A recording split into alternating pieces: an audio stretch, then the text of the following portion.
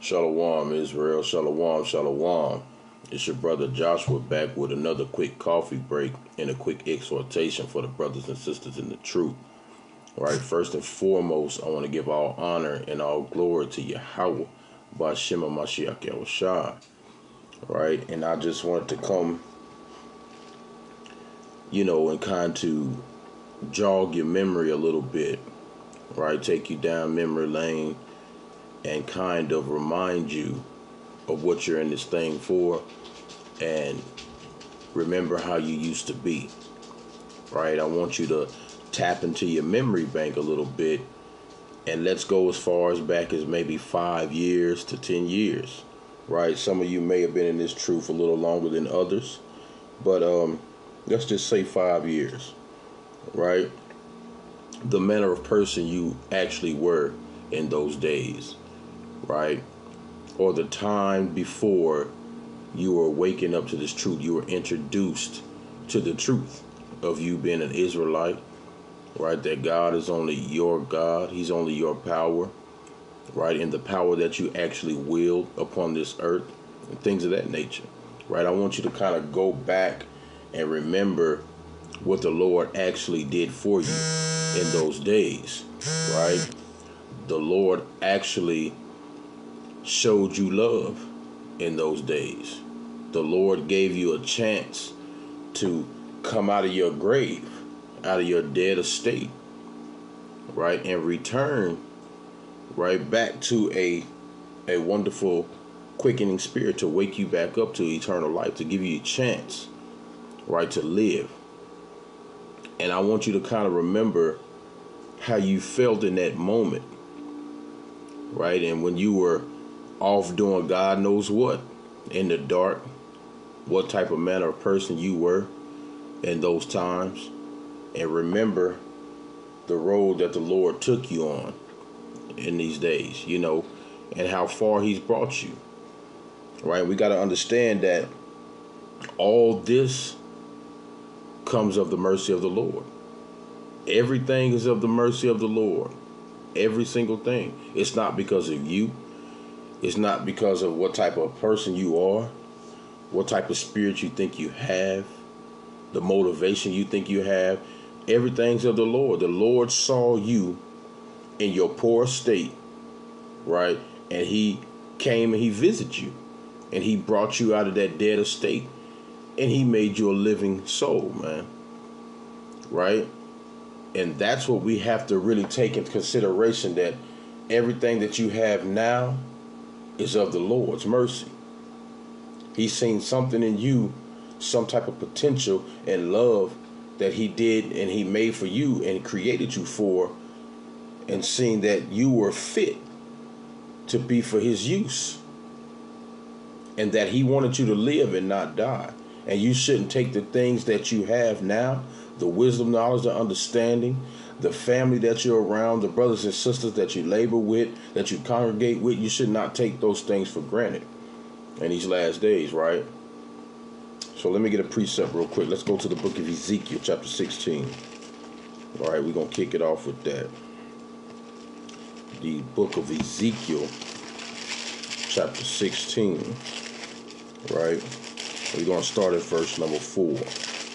Right, this is the book of Ezekiel, chapter 16, and verse number 4, and it reads, "And as for thy nativity, in that day thou was born, thy navel was not cut, neither was thou washed in water to supple thee. Thou was not salted at all, nor swaddled at all. None eye pitied thee to do any of these unto thee, to have compassion upon thee, but thou wast cast out in an open field, to loathing of thy person in the day that thou was born."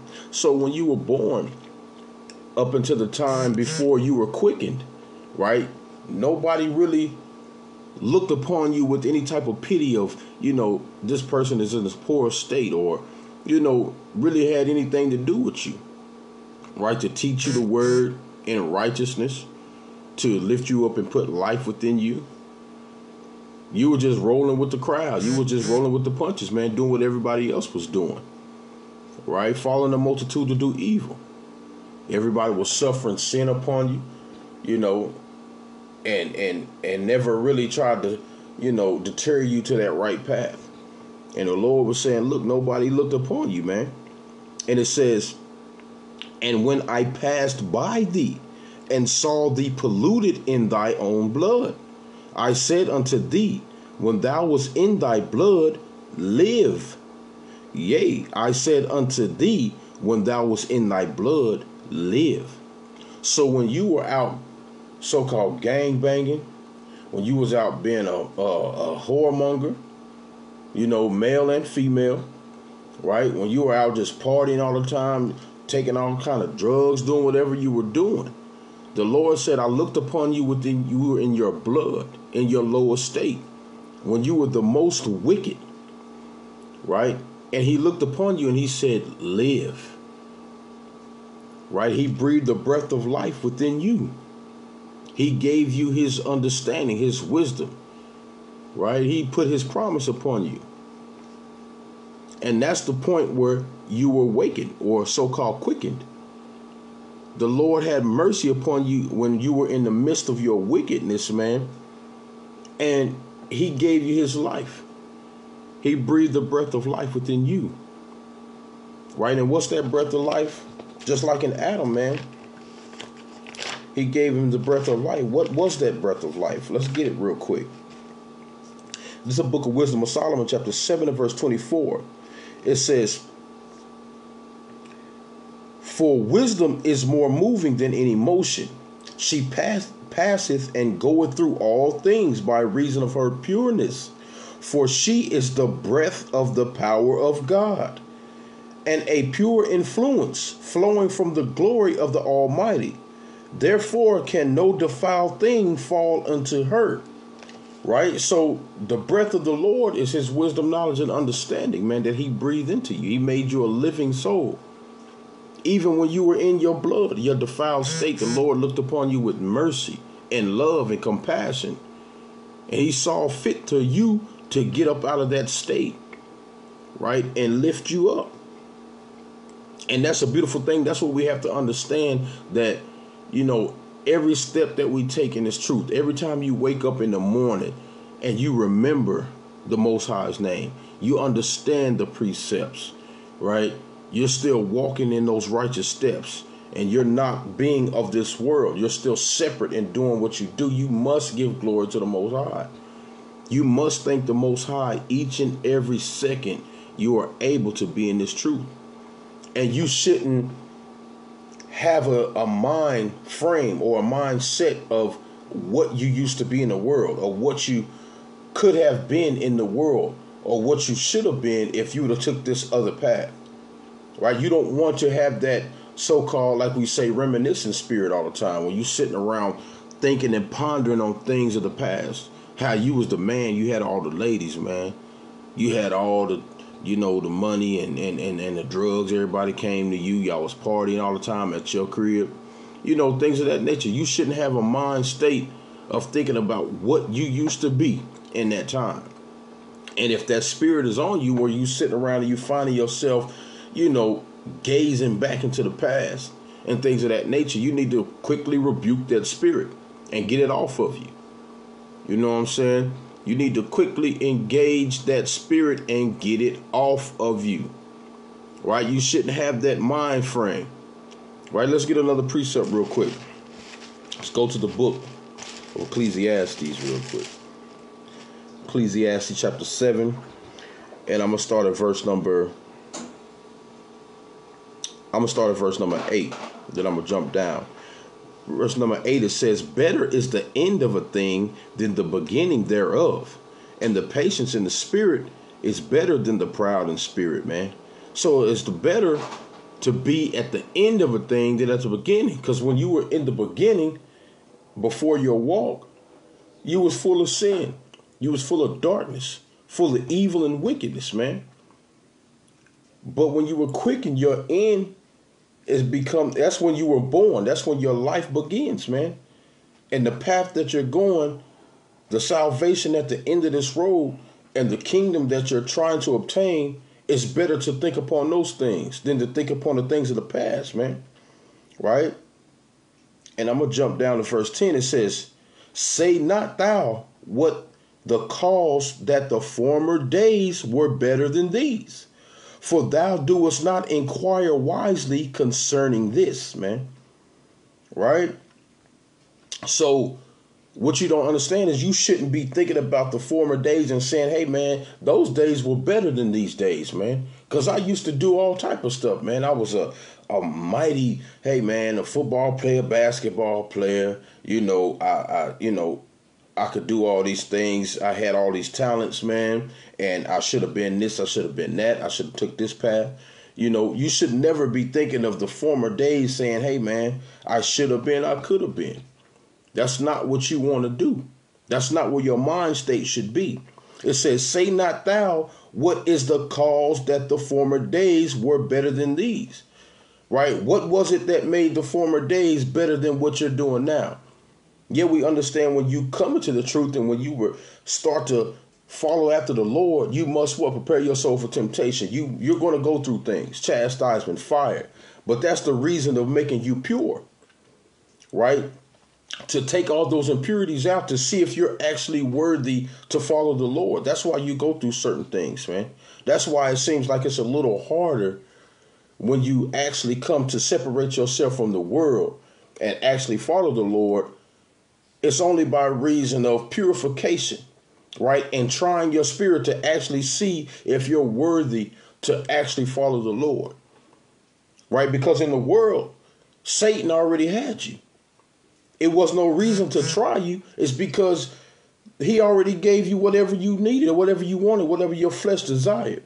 It was a lot easier to obtain things because wickedness is very easy, man. It's easy to go off. It's easy to be wicked. It's easy to be in the world and satisfy the flesh. But when you try to put off that old man, when you try to take away that flesh and you try to appease the spirit, right, and please and do things that are pleasing and accepting to the Most High, it gets a little harder, right? And that's why sometimes, them spirits come to you and try to take you back to that old man, try to get that reminiscent spirit on you. Remember, man, it used to be a lot easier, man. You didn't used to have to be up all night, man, or get up early to study. You didn't have to go out and stand in that heat all day long or that cold all day long and talk to people that really don't even want to hear you, man. You talk to 100 people all day and only one might hear you, or you may not even get one that day. Man, you don't really want to do that. Go ahead and go back home, man, and just give it up. No, it's easy to give up, but it's harder to push on. Right? That's why you must fight. And every day you wake up in the knowledge and the understanding of the truth, you must put forth the effort to continue to retain the spirit and to fight through everything, man. Right? And you got to understand the former person of what you really were and who you really were, who you used to really deal with. Right? Could you really trust those people now? Were they here when you needed them the most? Right? Or were they just following you of what you had and things of that nature, man? Because you understand when you actually come into the truth, all those things pass away. All those people you used to hang around with, all that type of stuff, man, it just disappears all of a sudden, man. People all of a sudden think you're weird. They don't want to mess with you no more, man. Hey, you don't get those frequent calls you used to get. You don't get the freak off like you used to do. All those things, they disappear. That comes with serving the Lord. And a lot of people get weak because they love that attention. They love that earthly love, that appreciation that they were getting, when they were in their blood, when they were in their wickedness, man. But you want to go back as far as understanding when the Lord visited you and he gave you his wisdom. That's where you want to start your memory bank. That's where you want to go to that point to say, this is how I felt when the Lord touched me, man. And I want to continue to feel that way, man. Right? Let's get this precept real quick. Let's go to the book of Hebrews. Right? Let's go to Hebrews chapter 10. And I'm going to start at verse 32. It says, but call to remembrance the former days, and which after ye were illuminated, ye endured a great fight of affliction, right? So that's where you want to start your memory bank, is when you were illuminated, when you were awakened, when the light was shed upon you, when you came out of that dark space into the light of the Lord, right? That's the time you need to go back. That's where your memory needs to start and say, okay, I remember when I was illuminated, what I used to feel and how I endured a great fight of affliction. Because you came from the struggle.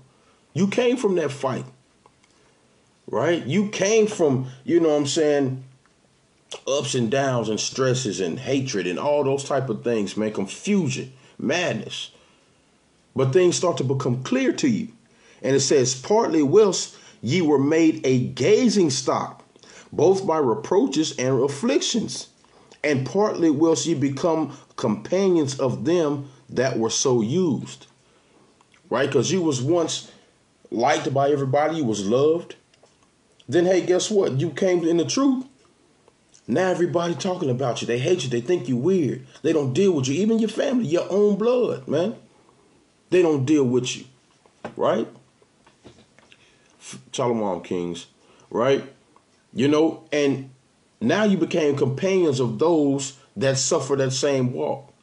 Right? Those that lost similar things to you, that suffer the same things, and they walk in the same direction you do, man. Your true brothers. That's your true people. That's what Matthew 12 tells you, talks about, man. Right? Who are your brothers and your sisters? Your mother. Right? Who are the true people? Paraphrase it. Your true family. That's your family that keep these laws, statutes, and commandments, man. Because those that were in the world, they truly didn't love you like that, man. Right? Let's read on. It says, verse 34, for ye had compassion of me in my bonds, and took joyfully the spoiling of your goods, knowing in yourselves that ye have in heaven a better and enduring substance, man. Right? The Lord had compassion on us, man. When we were in that darkness, when we were engaged in folly, the Lord had compassion on us, man. And now we understand that we have a much enduring substance, looking forward, looking ahead, right? At a kingdom which we cannot see right now, but we know is there because it's within us. And we fight and we battle every day to build that kingdom for our people, right? So that we can receive that eternal rest. Because once we were walking in a lower state, we were peasants, man. We were dirty, we were filthy, we were dead men walking. But the Lord took us out of that, and he raised us out of that, man. The Lord has the power to do that, and he showed you mercy, man. Right? Let's get a precept. Right? Let's go to 1 Samuel. Right? 1 Samuel chapter 2, verse number 7. I love this precept, man, because it's mighty. Right? This is the book of 1 Samuel chapter 2 and verse 7. It says, the Lord maketh poor and maketh rich. He bringeth low and he lifteth up. He raiseth up the poor out of the dust and lifted up the beggar from the dunghill, to set them among princes and to make them inherit the throne of glory. For the pillars of the earth are the Lord's, and he hath set the world upon them. So the Lord can bring you down low and he can set you up, man.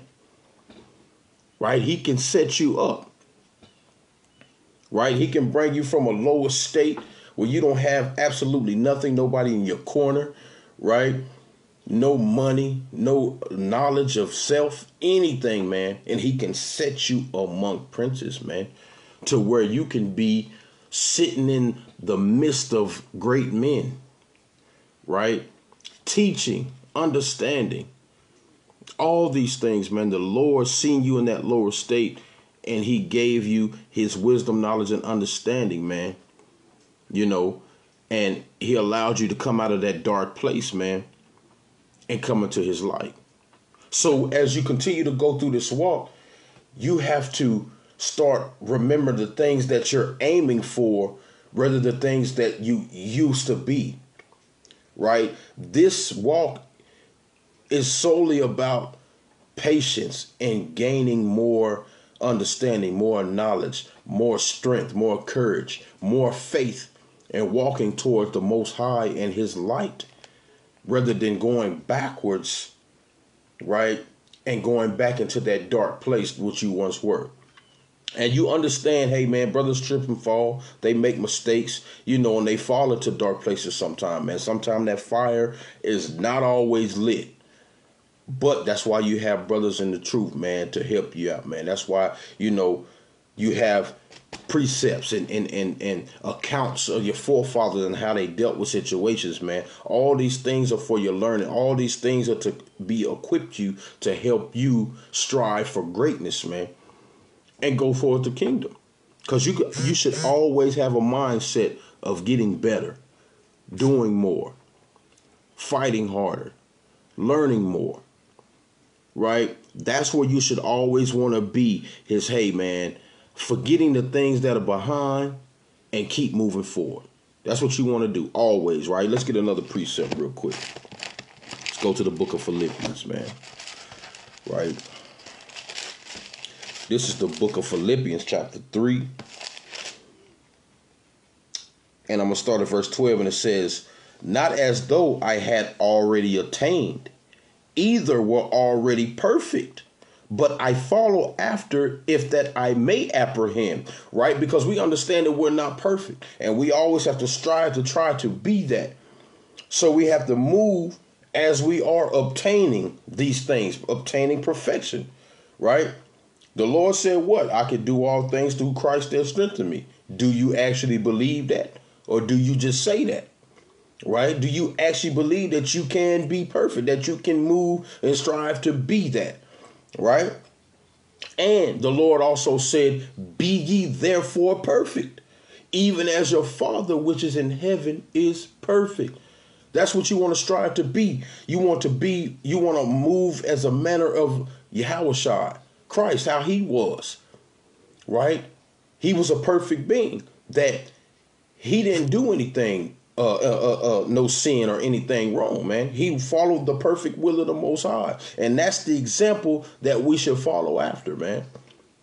Right? The Lord left that example for you that you should model your steps after, right? So reading that again, it says, not as though I had already attained, either were already perfect, but I follow after, if thou I may apprehend, that for which also I apprehended of a Mashiach Yahushua.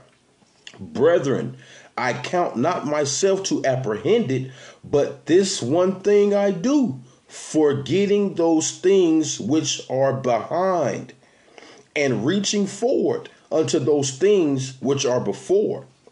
I press toward the mark for the prize of the high calling of a Mashiach Yahushua, right? Bashem Mashiach Yahushua, man. Right? So that's what you have to do. You have to forget the things that are past, the manner of person you were, and you have to press towards the mark every day. And that's the motto, pressing towards the mark, man. It's a beautiful thing, right? Because you cannot always be thinking about, man, hey, I was just that dude back in the day, or I was that bad B back in the day, or I was just this and I was just that, man. Right? That stuff doesn't matter to the Lord. Right? That was a shadow of your former self, man. You shouldn't be no longer having that conversation. It is what it is. You was what you were. You were a dead man walking, a dead woman walking. But now you've been quickened by that light, right? You've been given the spirit. You've been given the understanding. Now walk in that manner, man. Right? Let's get another precept real quick. Let's go to one of the classics, man, Ephesians. Right, this is the book of Ephesians, chapter 2. Now, Salakia, better yet, chapter 4, and verse number 22, and it reads, that ye put off the conversation, Salakia, let me get my tongue right, for Ephesians chapter 4, verse 22, that ye put off concerning the former conversation, the old man, which is corrupt according to the deceitful lust. Right? Because the old man was corrupt, man. Everything you did in the world was corrupt, even if you didn't think it wasn't, man. Right? Everything was filthy rags, man. Even your so-called righteousness that you've done is as filthy rags before the Lord, man. So he said that ye put off concerning the former conversation, the old man, which is corrupt according to the deceitful lust, and be renewed in the spirit of your mind, man. And that ye put on the new man, which after Yahweh, B'Shem HaMashiach Yahushai, is created in righteousness and true holiness, man. So that's what you want to do. Is put on the Lord's armor, right? And renew your mind through the precepts, through the knowledge, the understanding of the scriptures, man. Right? And hey, push forward to that mark. Put off the conversation of that old man, who you used to be, man. Because the Lord said, once you become Christ, you're a new creature, man. Matter of fact, let me get that. Right? Let me get that. 2 Corinthians. Right? This is the book of 2 Corinthians chapter 5 and verse number 17. And it reads, therefore, if any man be in Christ, he is a new creature. Old things are passed away. Behold, all things are become new. Right? So old things are gone. Your past is your past. That conversation should never be brought back up. Right? That talk should never be brought back up. Those former sins should never be caught back up. Those things are supposed to be forgotten and cast off. You're supposed to be a new creature. Right? People can't even speak ill of you anymore, of your old man, or what you used to be. Because if they start trying to talk slander and things of that nature down on you, it will actually be imputed sin into them, man. Right? Because they're not even supposed to be bringing that up. Matter of fact, let me get a precept on that. I'm going to go back to that, right? Right? I don't want to get too far off, but I want to get this precept. The book of Ezekiel, chapter 18, and verse number 20. I'm going to start at 22. I'm going to start at 21, I guess. Verse 21, it says, but if the wicked will turn from his sins that he hath committed, and keep all my statutes, and do that which is lawful and right, he shall surely live. He shall not die. Verse 22, all his transgressions that he hath committed, they shall not be mentioned unto him. In his righteousness that he hath done, he shall live, man. Right? So all those things should never be mentioned anymore, because you pass from darkness into the light. You're renewed, right? Your spirit has been changed through the Lord, man. Right? So you got to forget all those things, what you used to be, hey, man, and become that new man. Right? Let me get one more precept. Let's stay in Ephesians, man. Right? Let's go Ephesians 2. Right? Ephesians 2, and I'm gonna start at verse 1. Right? And it says, and he hath quickened who were dead in trespasses and sins, where in time past ye walked according to the course of this world, according to the prince of the power of the air, and the spirit that now worketh in children of disobedience, man. Among whom also we all had our conversation in times past, in the lust of our flesh, fulfilling the desires of our flesh, and of the mind, that we were by nature the children of wrath, even as others, man. Right? But Yahweh, who is rich in mercy, for his great love wherewith he loved us, even when we were dead in sin, he quickened us. Together with the Mashiach, by grace ye are saved, man. So, hey, that explains itself. The Lord seen you in your dead estate, when you were walking with the thugs, the so-called Negroes, the gangsters, the killers, right? Abusing drugs, abusing women, abusing men, doing all type of wickedness, man. The Lord seen you in that dead estate, man, and he pulled you out of that. And he came to show you his love, man. He quickened you when you were in your sins, man. He woke you up, right? So we got to remember that, to put off that old conversation, man, and remember that time when the Lord first visited you and he woke you up to that knowledge and understanding. And he gave you his love and how you felt and the fire that was in you, man. Right? That excitement, that drive. That's what you need to reach back to and pull that out of you. Every day you walk in this path, man, you might get tired. You're going to get weary. You're going to have days of of feeling low, right? Confused. What am I doing this for, man? I've been doing this and I just don't see nothing going right. I don't this and that. Hey, man, get that mind out and rebuke that spirit and keep walking, man. Because this ain't nothing but the love of the Lord, man, to allow you to even know who he is, man. Right? So you cannot neglect what the Lord has given you, man. Let me get that last precept, man, because hey, man, I love that precept. I bring it out to the brothers often, because it's a mighty staple, right? Let's get this in 1 Timothy real quick. Chapter 4, and I'm going to start at verse 14. It says, neglect not the gift that is in thee, which was given thee by the prophecy which of laying on of hands of the presbytery, man. Meditate upon these things, give thyself wholly to them, that thou profiting may appear to all, man. So keep walking, keep being strong every day, keep growing, keep allowing your mind to receive the knowledge, the understanding of the Lord. Never give up. And lastly, do not start reminiscing and wanting to go back into the world and be that old wretched man you used to be, man. Continue to shed off that old man. Die daily to yourself, right? And continue to grow in the spirit, right? It'll eventually pay off if you actually believe that, right? But hope it was edifying to the people and y'all take that to heart, lay it up and keep walking. But with that, say Kum Yasha Allah and Shalom.